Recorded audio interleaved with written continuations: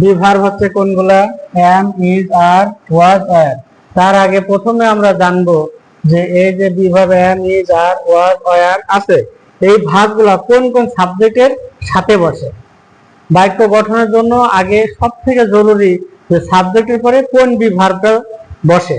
তো আমরা আজকে জেনে নিই যে শুধুমাত্র আই, আই এর সাথে এম বসে, আই এর সাথে এম বসে। আর এবার দেখবো যে ইউ, ইউ, দে, উই এবং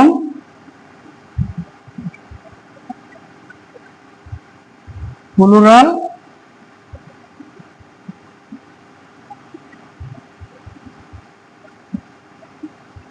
নাম্বার। ইউ, দে, উই এবং প্লুরাল নাম্বারের সাথে বসে হচ্ছে আর,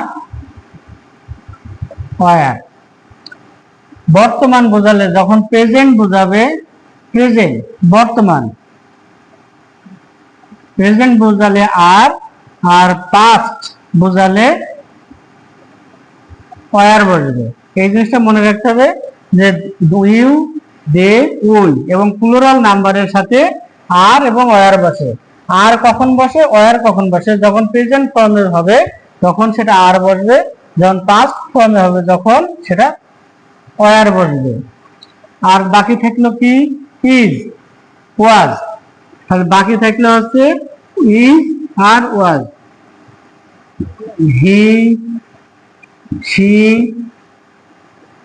ইট, হি, শি, ইট এবং third person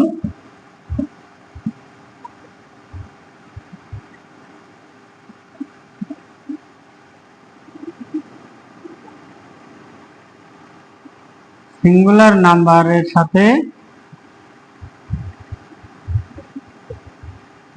he, she, it এবং থার্ড পারসন সিঙ্গুলার নাম্বারের সাথে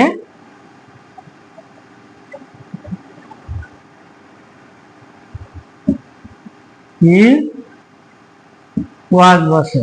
ইজ কখন বসে? ইজ বসে হচ্ছে প্রেজেন্টে, ওয়াজ বসে হচ্ছে পাস্টে।